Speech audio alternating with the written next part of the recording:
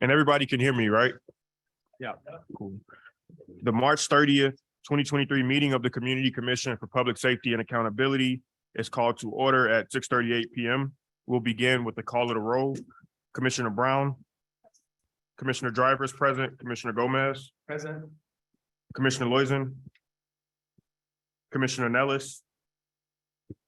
Commissioner Terry. Commissioner Troncoso. Present. We have 5 members of the Community Commission for Public Safety and Accountability present. We have a quorum and we can conduct the public's business, the commission's business.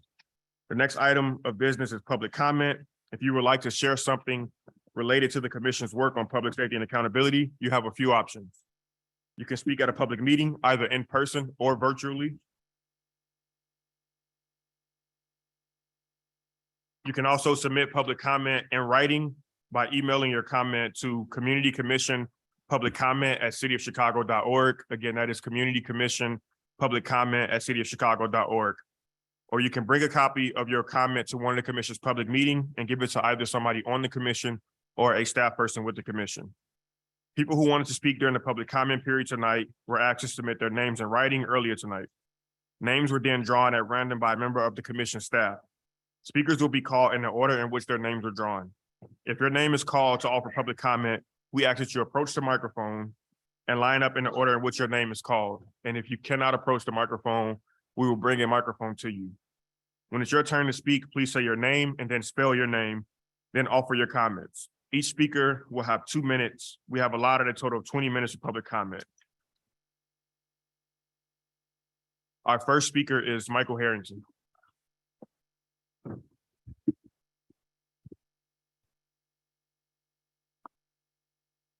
Thank you. I'm Michael Harrington, Harrington. I serve as co-chair of Network 49, and I'm also a member of the Use of Force Community Working Group. Commissioners, we urge you to take action to improve Chicago's multi-million-dollar police training program, which teaches officers to fear Chicago residents as potential threats, fails to minimize police violence, and also teaches them how to justify or cover it up. Use of Force Community Working Group members are here tonight to report on some of the many issues detailed in our analysis of what happens at the Chicago Police Training Academy. Our report, Chicago Police Training teaches officers that their lives matter more than community lives, cites problems and improvement solutions. We documented serious concerns about how training is conducted, what officers are and are not taught, and what they do and don't learn about using force as they serve and protect Chicago residents. Chicagoans believe police training is the foundation of professional policing. Yet what are the human and financial costs when training fails, is inadequate, and teaches something that is contrary to official policy and our values? I think about those costs when I recall the terror I felt years ago when 6 plainclothes police officers suddenly pulled out their guns and handcuffed me one morning during a police stakeout at a CTA station. They wanted to capture a robbery suspect who supposedly looked like me. It was a case of mistaken identity. I got no apologies after they released me that night. When working to improve police training, we must acknowledge who is hurt most by its failure. Black Chicago residents remain 13 times more likely than whites to be victims of police misconduct, and 11 times more likely to be victims of police violence. CP policies state that the highest priority must be the sanctity of all human life. Officers must prioritize de-escalation and use the least amount of force necessary. However, during our time at the police academy, we discovered that officer training teaches the opposite due to fundamental flaws in its design and implementation. Thank you. Thank you, Michael. Our next speaker is Aaron Godley.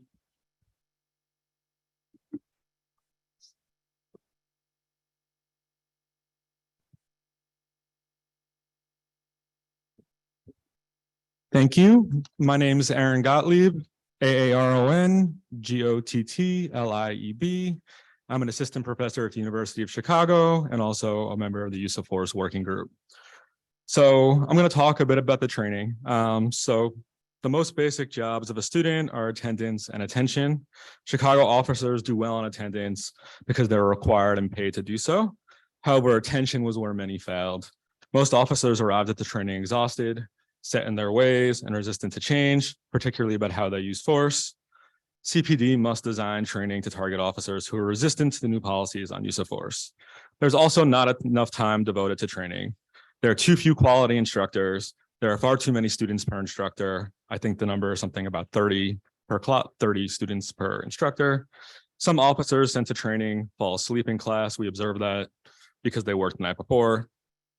The training undermines its own policy and encourages the problematic culture that led to the consent decree in the first place. It does not teach officers that the department's priority is the sanctity of human life. Specifically, a lot of the focus is really on making sure that the number one priority is that the officers get home safely, but there isn't the same emphasis on community members all getting home safely. There's also a lack of community perspective in the training. Officers are never asked to consider scenarios involving interaction between officers and community members from the perspective of the community members. In addition to teaching empathy, community participation would give officers perspective on how to better de-escalate conflict and minimize the need to use or escalate force.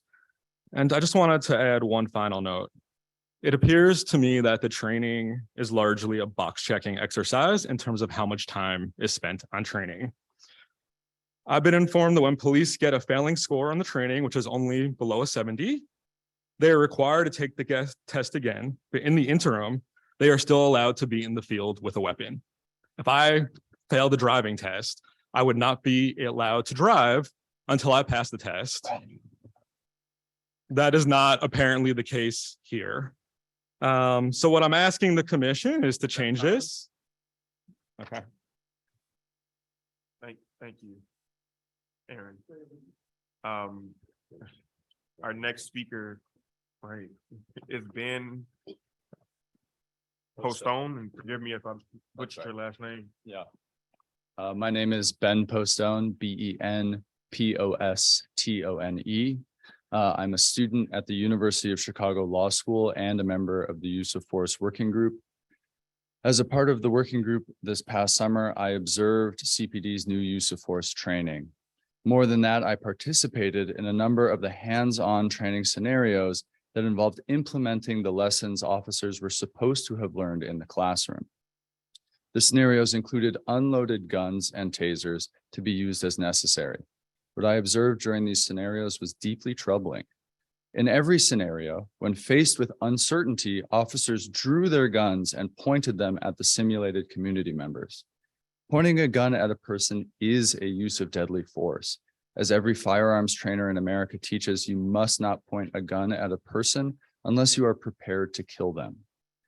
Having a gun pointed at you is a life-altering trauma. This is especially true when children are the ones at whom the gun is pointed. After CPD pointed assault rifles at 3-year-old Daviana Simmons, her doctor described her suffering as the worst case of child PTSD he had ever seen. CPD practice on gun pointing is not just a threat to community members, but also to the officers themselves. Drawing their guns and approaching people in uncertain conditions during the simulations was almost always placed officers in more danger than the situation required. A gun is a weapon, it's not a shield. It is long past time that the CPD follow national best practice and change its policy and training to prohibit officers from pointing their guns at people except when they present an immediate threat of death or serious bodily harm to another person. The commission must exercise its policymaking authority to recommend this sorely needed change. Another child should not be forced to cower with a loaded CPD assault rifle pointed in their face. Thank you. Thank you. Our next speaker is Waltrina Middleton. Good evening. I'm Reverend Dr. Waltrina Middleton, WALTRINA MIDDLETON.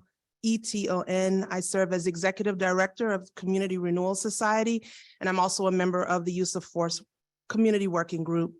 Chicago spending far exceeds millions of dollars annually and will continue to do so for years to come.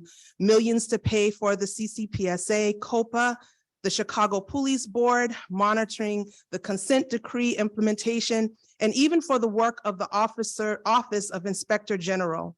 millions to pay the city's legal counsel and to compensate survivors and families of police abuse, millions to pay for and maintain a new training facility for officers, and we'll spend nearly $2 billion on CPD's fiscal year budget.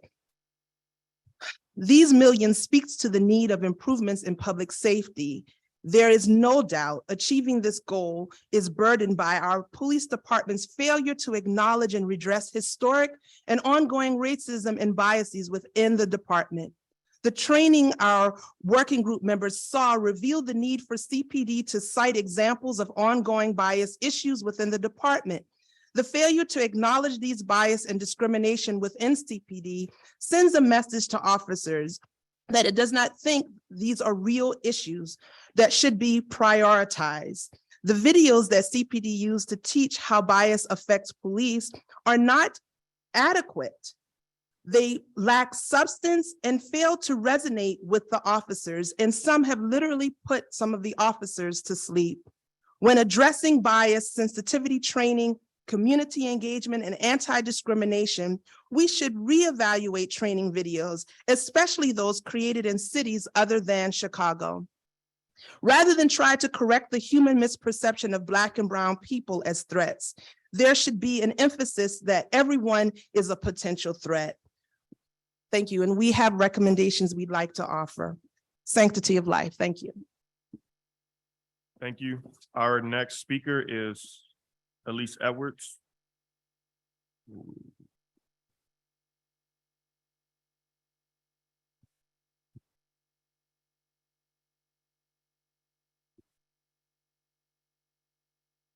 Yvette Jones. Also not present. Okay.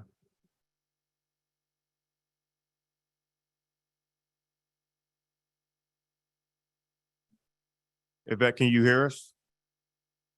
You can. Oh, I'm sorry, Edvite, can you hear us? If so, can you please offer your comments?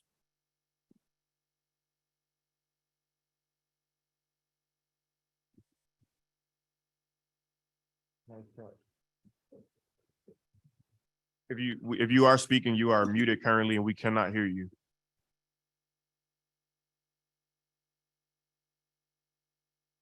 She can unmute herself, right? Okay, well.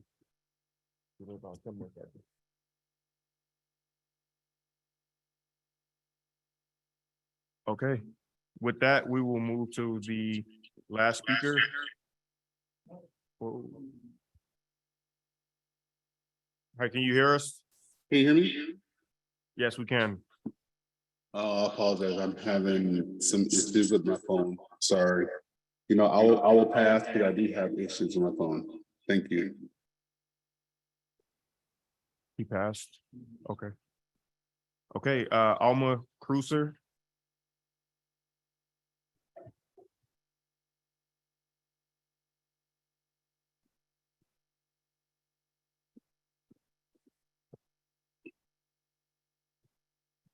Hi, everyone. Sorry if anybody who's next. It's Alma Cruz. It's ALMAKREUSER. Well, kind of a lot to take here. Seems like I will probably be the only one that's defending the police. Seems to me there's a lot of people who like to play Monday morning quarterback. I attended 2 or 3 of these meetings, and all I keep hearing is police accountability, which is this is what it's about. But what I want to know is, what about the criminals? What about the gangbangers? Who will hold them accountable? Because no one to this point is holding them accountable. The police have a lot of, I keep hearing that the police fall asleep in meetings. They have a tough job. Am I the only one seriously that sees this? I can't believe it. They're here to do a job to defend us, and they're constantly being scrutinized. And now we have district council members, which at first I was excited about it. Thought, okay, this is a good thing. But then I later learned that it's more of the anti-police, the abolish the police people, which is not going to help anybody. How on earth is this ever going to work if it's all about pointing the finger at the police, that they're doing something wrong. And all I want is to be safe in my own city. I can't even have my own son go outside and play because I'm constantly worried. And we're too busy pointing the finger at the police. That's just never going to work. The city's going in the wrong direction if this is what we're doing. I'm sorry. I hope this changes a little bit. I'm really concerned. I really do hope that the council members, I really hope that you guys will seriously work with the police, because this will not work. You guys have to think about safety and the people who are concerned about the crime that's happening in the city. Right now, you have people carjacking. They know they can get away with it because the police can't do anything. They can't do anything right. We know that. That's enough. Thank you. Thank you. And with that, that will conclude our public comment period. While we make it a practice not to comment, not to respond to public comment, I would like to acknowledge the use of force working group that is in attendance to offer comments today. I have gotten all of you all's emails and we will be in contact with you shortly. And, thank you and all of our public commenters for offering your perspective. Please know that your input is very valuable to us. The next order of business is the approval of minutes. Before today's meeting, draft minutes of the commission's meeting were shared with all commissioners. Are there any corrections to the draft minutes that have been circulated? If there are none, I move to approve the minutes of the regular commission meeting held on January 26, 2023, and February 23rd, 2023, and the special commission meeting held on March 21st, 2023. I second. I move to approve the minutes of the commission's meeting on the aforementioned dates. Commissioner Gomez has seconded. Is there any debate on the motion? Hearing none, we'll move to a vote. All in favor of adopting the minutes from the last three meetings, please signify by saying aye. Aye. Any nays? The ayes have it and the motion carries. The next item on the agenda is new business. There is no new business for this meeting, so we will have to move on to reports and updates. I will begin by giving an update on the superintendent search. The commission has been working feverishly on the superintendent search effort. We expect to provide details to interested parties regarding the application process by the end of next week. We are finalizing information associated with bringing on a search firm and/or consultants to assist in our candidate recruitment, screening, and assessment process. We are continuing to meet with subject matter experts to obtain their insights and recommendations for filling the important role. We have identified the dates and locations of the 4 community engagement meetings that we plan on holding prior to conducting interviews and selecting the finalists. Those dates are Tuesday, April 11, which will be held on the west side at the Kieran Center for the Arts. Wednesday, we are literally in the process of finalizing a location and hope to have that soon, but that Wednesday meeting will be held on the south side at a south side location on April 19th. Tuesday, April 25th will be a citywide virtual meeting. And Thursday, May 4th will be a north side meeting. We will get those locations out to you as soon as possible. Again, the first one is Tuesday, April 11th on the west side at the Kieran Center for the Arts. I would like to add to this that this is a pretty historic first step in this superintendent search. I can speak for myself and all of the commissioners present that we are trying to engage community on the front end as opposed to the back end. We do not want to present candidates to the public and to the mayor who have not first gone through some sort of vetting from the community. And that starts with getting information before we even have gotten applications back. So we want to hear from you. We want to know who you want, not who, what qualities you look for in a new superintendent, what issues you would like to raise. If you are a concerned citizen, if you have an issue with things going on within the police department, within the city of Chicago, I encourage you to come out. My promise to you all, and again, I think I speak for every commissioner here, is that your input is invaluable. We are all coming at this with a very open mind. This is a new process for us as it is for our community, and we would love to hear from you about what you would like to see in the next superintendent of the Chicago Police Department. Do any commissioners have any questions? I have questions. I'm sorry, the chair acknowledges Commissioner Brown. That's good. I was holding my breath until you did that. Great. My first question is, who are the interested parties you're referring to? When you say you're going to provide details to interested parties regarding the application process? So in this case, interested parties are people who may want to apply for the job.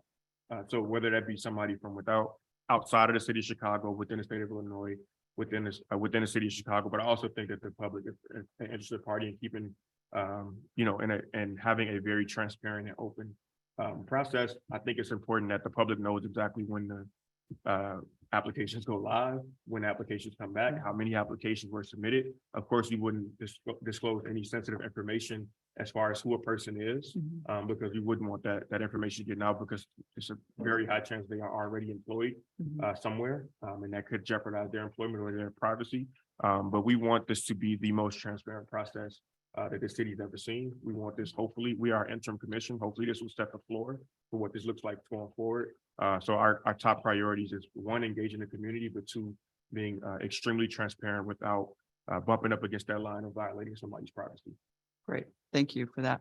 My next question is, can you say more about the community engagement meetings in terms of format? And I'm asking because many of us have been involved in community meetings, and we've had the experience of going to meetings that are billed as community engagement, but end up being presentations and we end up being talked at. So can you say something about the format? Sure, and I'm going to actually pass it to Commissioner Terry just for the public's awareness. Commissioner Terry and I are leading the working group for the superintendent search. So just to add some context as to why I'm passing her the microphone.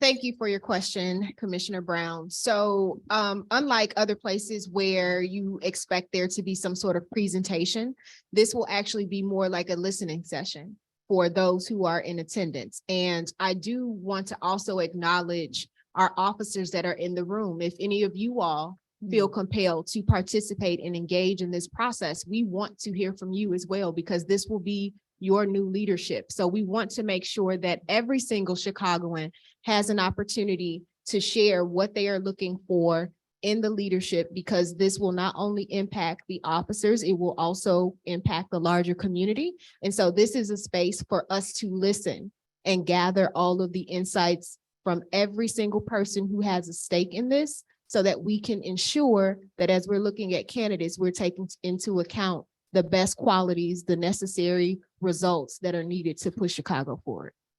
And to add just a little bit more color to that, so like the public comment here at all of our meetings is typically 2 minutes. We're not engaging, we're not responding. It's like you say your comment, my next line is thank you, move on to the next speaker. We don't want to do that for these listening sessions. So the goal is to have a representative group of the city of Chicago. Oh, sorry, Adam just warned me about keeping the mic in front of me. The goal is to have a representative group from the city that represents the entire city, but we also want to make sure that we're engaging. So there is a bit of a dialogue. We want to do a town hall style. So if that were happening now, if Michael was acknowledged, he would have 2 minutes to give his spiel. After that, we can respond to him. And then if he chooses to respond, he has another minute to respond back to us. So we do want to create that back and forth where we're actually having dialogue, because like, for instance, a lot of times during public comment, I want to ask the speaker a question, but because of our format, I'm not allowed to. So we want to create an open dialogue that's for everybody to have that back and forth conversation about what they would like to see. So a town hall format is the way that we envision that listening session. Okay, and I have one more question that came up based on something you said. Will there be another opportunity for CPD members to give input, or will it only be through these community engagement meetings? So we have had very extensive conversations about how to engage the department. I think for myself, it was a blind spot for me that I didn't realize that probably a top 4 issue when looking for a new superintendent is, will the rank and file, will the people under them follow them? Do they believe in them? Do they have buy-in? Not just from the community, we have a unique system of government in the city of Chicago. Do they have buy-in from the commission, the city council, the administration, the community, rank and file police officers, the brass? Like, we're looking for somebody who has buy-in from all of those fronts. So we are in the process of discussing a way for them to provide input. So we've talked about whether we should do it via a special email, or whether we should do a separate town hall. But we are actively in the process of figuring out how to engage the members of the Chicago Police Department in this process. So we want to make sure that we're inclusive of everybody. So they will have an opportunity to weigh in on this as well. And we just don't have that completely nailed down yet. Thank you.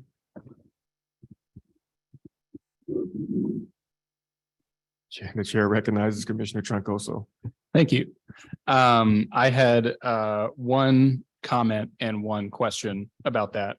So adding on to what Commissioner Brown said and what you said as well, Commissioner Driver, I think I really want to echo when we say we want to hear from officers, particularly, you know, at the rank and file level as well.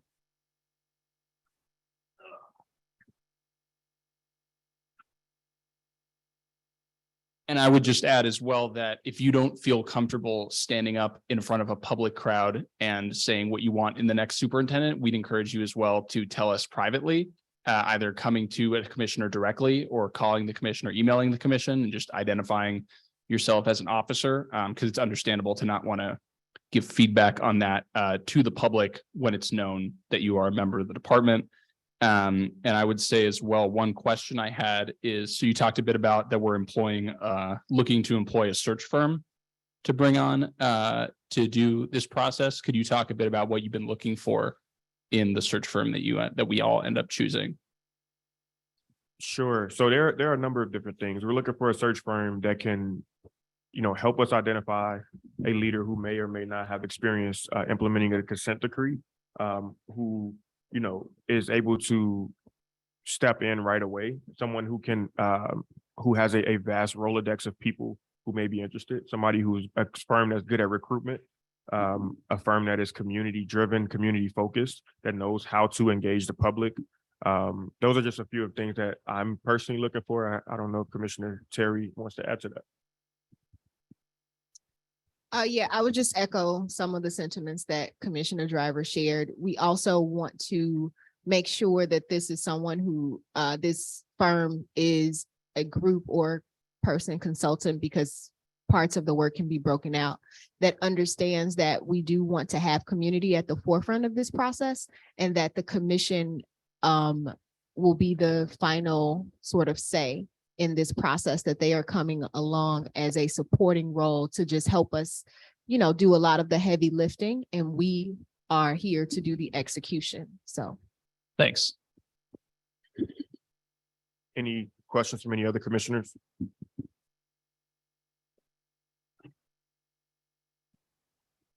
Or comments?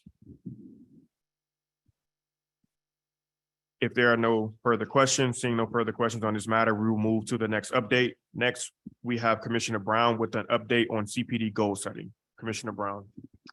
Sure. Commission staff met with CPD staff to discuss the 2023 goals and expectations, including confirming the process and timeline for CPD to meet the 2023 goals. Commissioners look forward to our first Commission and CPD quarterly meeting with Interim Superintendent Carter and his staff, which is going to be scheduled 2 weeks from now, to discuss the goals, establish expectations, resolve any questions, and discuss any progress made. That's my update. Thank you, Commissioner Brown. Do any commissioners have any questions for Commissioner Brown? If there are no questions on this matter, we will move to our next update. Next, we have Commissioner Gomez and Terry with policy updates. Commissioner Gomez.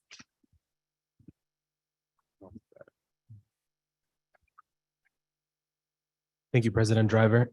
I'm going to start my update by giving you guys a little bit of background on an important issue that we've been discussing in the past. And I understand that folks might be hearing this now for the second or maybe third time, but it's important for us to make sure that we contextualize everything that happens in the meeting so that we could all be on the same page.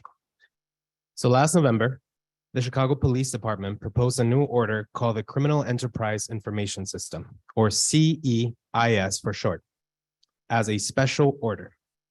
This order proposed an approach and a database for CPD to collect and store information about people identified as being involved in criminal gang activity.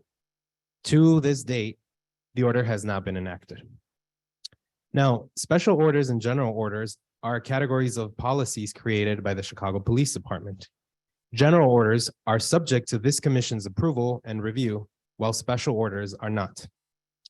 After reviewing the Inspector General reports on the gang database, speaking to subject matter experts, reviewing hundreds of pages of relevant research, and even speaking to Chicago Police Department leadership, this commission submitted a draft general order to the Chicago Police Department on January 27th of 2023.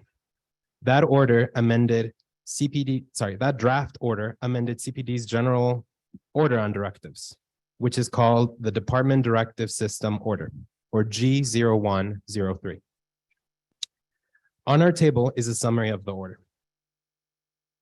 The commission's draft order added a new section that says, if CPD intends to collect, maintain, and use gang-related data, for example, in a gang database, the police department must present its policy as a general order, making it subject to this commission's approval. In this way, if CPD wanted to maintain any version of a gang database or keep a list of people that it identifies as gang members, CPD will have to first obtain approval from this commission. Now, under the ordinance that created this commission, CPD has 60 days to respond with comments or suggestions on how to improve the policy. CPD responded in time and made the following suggestions. First, they suggested that we do not proceed with the commission's proposed general order. Instead, they amended the existing directives order to recognize the role of the commission and the consent decree in how CPD drafts and approves directives.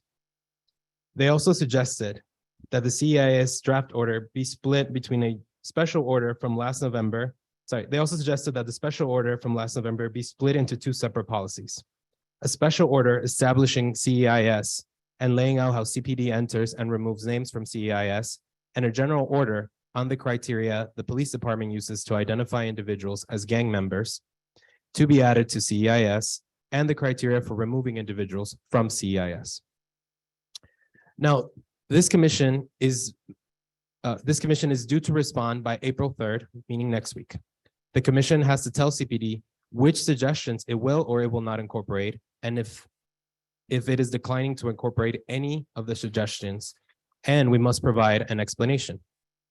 We will submit our response by next Monday, and we will continue to work with the police department on finalizing the order to ensure that the gang-related policies are subject to commission's approval. We plan on making our opinion public for the purpose of transparency and accountability. Now, before the commission takes its final vote on the draft, it will engage the public on all these issues, including posting a draft policy on its website and inviting community input. It's very important that we hear from everyone in this room and Chicago in general. We want to represent the voice of as many Chicagoans as possible. And remember that you may contact us and provide us public comment through email, through our social media outlets, or you may reach out to members of the commission directly. Now, another cool thing that I want to point out is that there should be a QR code right above us that you can actually scan directly from your phones. You can even use your Zoom option if you can't see it too closely, and it will allow you to access some of the information that I'm talking about today. We hope to hear your input. If you're having trouble with any of this, you may reach out directly to any of our staff members, either inside or outside of the hall, to ask for help. Now, we also want to ensure that the recently elected district council members who are eager to support our community engagement take part in this process. We will continue to work with these folks, and we encourage the participation as well as the participation of any Chicagoan who is invested in resolving the gang database issue. We hope that you will participate, and please stay tuned for more updates. Thank you, Vice President Gomez. Are there any questions from commissioners for Commissioner Gomez? I have a question. Chair recognizes Commissioner Brown. Commissioner Gomez, for the purpose of educating all of us, what happens if our commission and CPD cannot agree on the draft order? What happens then? Thank you, Commissioner Brown. So again, to give you guys a little bit of context, we are tasked with replying to the proposals from the police department by Monday. If no agreement is reached by then we will have 30 days to work in good faith with the department to try to reach a middle ground, an agreement that we can all get behind. Now, those 30 days are not necessarily a limit. Rather, they are a minimum of engagement that we need to have. After those 30 days, if we think that the progress is going towards something that we can all agree to, we may continue to work together. After those 30 days, we may or may not decide to vote during one of our public meetings on whatever policy it is that we think is currently on the table. If we don't do anything 60 days after those 30 days expired, so basically 90 days, then the police department may motion for us to actually address this in one of our public meetings. Our intention, or at least the intention that I hope that this commission brings, is to work collaboratively and make sure that we can actually work on creating something that supports Chicagoans' safety. We know that this is a really important issue that a lot of people have been impacted by. And we want to make sure that the thing that is at the forefront of everyone's mind is the safety of both officers and the community members that can be impacted by this order. Does this answer your question, Commissioner, or do you? It does. Thank you. Also, I know that we have staff members like our executive director here. So if you want to clarify anything that I said, or if my timeline is off, I'm not a lawyer, even though I've read the ordinance many times. So please feel free to do so. Thank you, Vice President Gomez. Are there any other questions from commissioners? Hearing no further questions on this matter, we will continue with policy updates. I will recognize Commissioner Terry, who will give an update on the association's order. Thank you, President Driver. Can you guys hear me? Sounds like, okay. So really quickly, as you can see on the screen behind me, we have a QR code again, which will provide you access to the association's order, as well as any of the comments that have been provided by the commission. And so I want to take this opportunity to go into a bit of detail about what we have provided to Chicago Police Department from our perspective of some of the recommendations we have related to the association's general order, also known as G08-03. And so this order prohibits police from being actively involved in criminal organizations or associating with members of criminal organizations. So this past January, CPD submitted a proposed amendment to the association's order. The draft does the following. It makes the rule clearer by defining what a criminal organization is, and it's described as the following: a group that takes part in regular criminal activity, a street gang, a group that uses or promotes violence to deny people's rights or to achieve ideological goals, a group that uses or promotes terrorism to overthrow the government, a group that promotes illegal prejudice, oppression, or discrimination, a group that prevents or interferes with the performance of police duties. The draft would also prohibit police officers from doing or associating with people who do the following: recruiting, fundraising, or donating to support a criminal organization, attending events, or being an organizer for the criminal organization. And lastly, promoting or supporting the criminal organization, including via social media. So as you can see, they wanted to get really specific about what they mean in this particular order. So under this order, just like CPD had to respond within 60 days to the commission's draft changes to the directives order, here's the commission had 60 days to respond to CPD draft changes to the association order.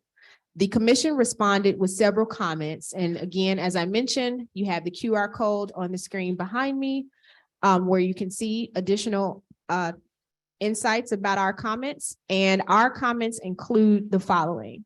We mentioned that we would like to change the name of the order to accurately reflect the scope of the order.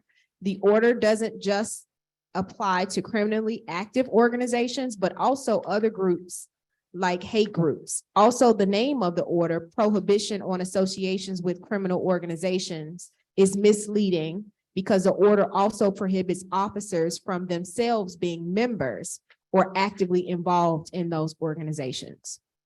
We've also recommended to change the definition of criminal organization. Not all entities listed in the definition are necessarily criminal in their activities under law.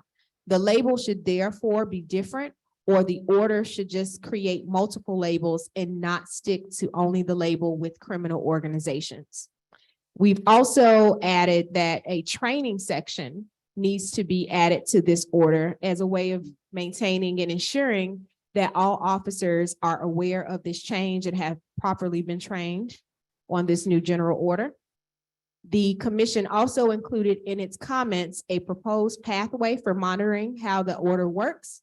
The commission suggested that CPD periodically share with commission and the public what types of groups are being classified under the definition, how the training of the officers under the order is proceeding, and what types of complaints are arising and being sustained, and what types of discipline are being issued to officers who violate this rule. Under the ordinance, CPD had 14 days to respond to the commission's comments. CPD's response was due March 28th. CPD has yet to send a response, and they have stated that it is still reviewing the commission's comments and suggestions, as well as finalizing, any other comments that have been received from other entities, and will continue to work with us on finalizing the draft order. The ordinance requires that the commission and CPD work collaboratively for at least 30 days to attempt to reach an agreement on the draft order, and the commission will not take a vote before then. CPD and the commissioners leading on this matter, which is myself and also Commissioner Loizen, who is not here tonight, will be in the process of scheduling a meeting to discuss the response. Also, the commission will not vote to approve or disapprove this policy before also conducting community engagement and posting the final draft online for public comment. So I know that that was a lot to take in, but again, if you want more detail about what this general order has inside of it, please use the QR code, go to our website, or reach out to any of the commissioners individually. And so that is all that I have, President Driver. Thank you, Commissioner Terry. Are there any questions from other commissioners for Commissioner Terry? Hearing no questions, we will move on to our next update. Next, we have Commissioner Brown with an update on COPA goal setting. Commissioner Brown. Commissioner Loizon and I met with COPA Chief Andrea Kirsten this week to review Chief Kirsten's progress toward meeting a subset of her overall annual goals that were originally forecasted to be completed by the end of the first quarter of the year. We're pleased to report that Chief Kirsten completed nearly everything that was scheduled to be completed by the end of quarter one. The only goal that was not completed involves performance evaluations for her staff, which she reported is nearing completion. We also engaged in conversation with Chief Kirsten about the overall length of the disciplinary process, which includes COPA's investigations, police board review, and the hearing arbitration process involving the Department of Law. The length of the disciplinary process is a source of frustration for community members and police officers alike, and a point of concern for this commission. Commissioner Loizon and I intend on exploring this matter more thoroughly in the next couple of meetings. We know COPA has a backlog. We know it is working to resolve it. And our goal is to learn more about the challenges COPA faces and what the commission can do to assist in getting the backlog resolved as quickly and appropriately as possible. We look forward to reporting back on this in April and/or in May. Thank you for the update, Commissioner Brown. Are there any commissioners with questions for Commissioner Brown? Chair recognizes Commissioner Gomez. Vice President Gomez. Thank you, President Driver. One quick question about the backlog, because this is something that I think a lot of community members are curious about, and this is something that I just want to figure out once and for all. I know that upon the creation of COPA, there was a backlog from cases from the previous institutions, organizations, bodies, IBRA, that sort of came and became part of the purview of COPA. Do we have any update on whether that continues to be the case? Are any of the, IBRA or professional standards cases still under the purview of COPA, or are they being treated separately? And it's okay if that's something that might be better answered by Chief Kirsten. I'm just curious to know if that's something that we've talked about. I think I know the brief answer to that. And that is, they did inherit a lot of those cases. They've worked very, very hard to try to clear and close many of those cases. I believe there are still a number of cases that are under their purview that came from those other organizations. And I want to say it's fewer than 200 at this point. And it started out being way more than that. Any other questions for Commissioner Brown? Hearing no further questions on this matter, we'll move on to our next update. Next, we will have an update from Commissioner Troncoso on police board nomination. Commissioner Troncoso. Thank you, President Driver. So the full commission met on Tuesday, March 21st, virtually, as you may remember, and voted in favor of submitting to the mayor the names of 4 candidates for her consideration and filling 2 vacancies on the police board. And just to remind everyone, if everyone isn't already familiar, the police board is the supposed to be 9-member body, but is 6 members currently, with 3 vacancies that adjudicates cases of officer misconduct and complaints from COPA and other sources. The names of those candidates in alphabetical order by last name were Aja Carr Favors, Rebecca Cook, Catherine Crawford, and Andreas Safakis.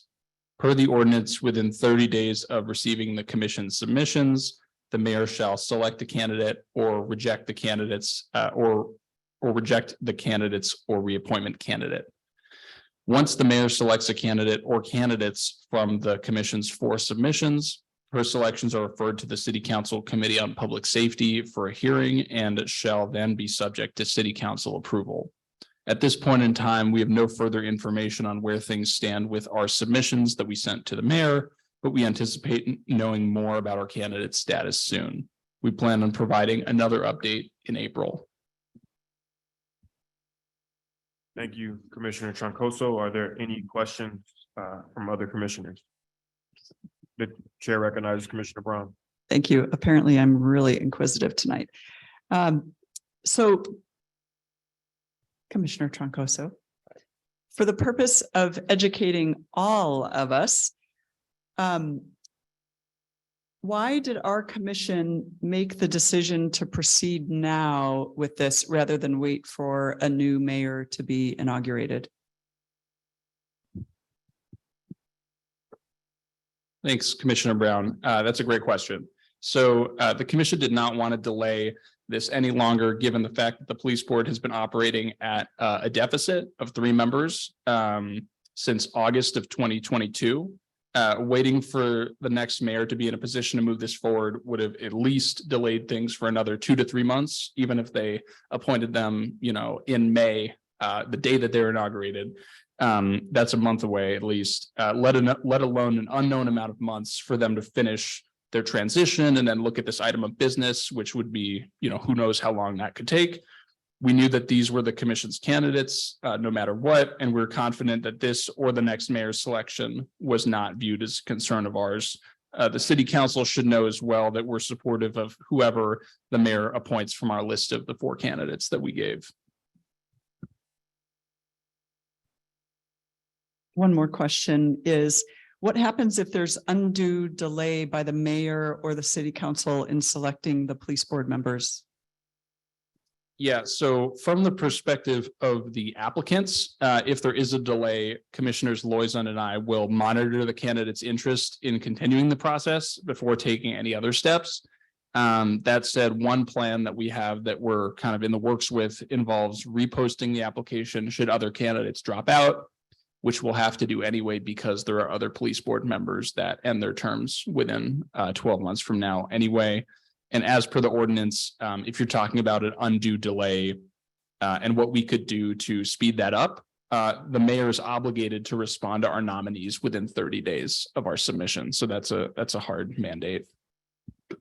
Also, just to add to that, every indication that we've gotten from Mayor Lightfoot and her staff is that they want to move expeditiously to make sure that the police board is at full strength as soon as possible. So it's my understanding that they are moving quickly. I would just say I agree with that. Understand. Right. Any other questions for Commissioner Troncoso? If there are no further questions, we'll move on to our next order of business, which is the announcement of our next meeting. The commission's next regular meeting will be Thursday, April 27th, 2023 at 6:30 p.m. Again, that is Thursday, April 27th, 2023 at 6:30 p.m. Is there any further business before the commission? Questions, comments, concerns from commissioners? Chair recognizes Commissioner Brown. Get turned off. There we go. Great. I would like to make a statement this evening before we end our meeting. Tomorrow, March 31st, is the International Transgender Day of Visibility. This is an annual event occurring each March 31st and is dedicated to celebrating transgender people and their contributions to society. The day also raises awareness of discrimination faced by transgender people worldwide. We want our transgender siblings in Chicago to know that we know how dangerous Chicago is for transgender youth and adults, and especially for Black and Latinx transgender women. When we talk about public safety and accountability, we want you to know you are included and seen in our conversations. Don't hesitate to reach out to us with specific concerns, though if you feel imminent danger, please call 911. We are also aware that many faith communities across the city will be celebrating sacred days in the coming weeks, and some have already begun. We're committed to ensuring that our faith, interfaith, and interspiritual communities are included in our conversations about public safety. We wish you deep joy in your rituals and celebrations. Thank you. Thank you, Commissioner Brown. We'll recognize Commissioner Terry. Thank you, President Driver. Just wanted to just reiterate something that we said earlier regarding the association's general order. As stated, CPD did reach out, but they did not have comments directly just yet. They said that they would be getting back to us about that. So I just want to reiterate that statement that was made earlier. Thank you. Any further comments or concerns from commissioners? I'd like to close by, again, plugging our meetings. Our very next meeting being April 11th at the Keyron Center for the Arts on the west side, which is a meeting, a town hall about the next superintendent search. Is really important that we have buy-in from the public. That's the only way that this commission works, is if the public is engaged with us, and we want to do our best to do a lot of outreach around that. And I would really appreciate your help in that process. If there is no further business before the commission, or is there any further business before the commission? Sure. The Keyron Center for the Arts. So again, that meeting is April 11th, 6:30 p.m. The Keyron Center for the Arts is 5628 West Washington on the west side of Chicago. Right by MacArthur's. 5628 West Washington Boulevard. I hope to see you all there, and I hope you bring some friends. I'd like to thank you all for joining us tonight. We hope you'll stay engaged and encourage people to join us in this work. With there being no further business before this commission, this meeting is now adjourned.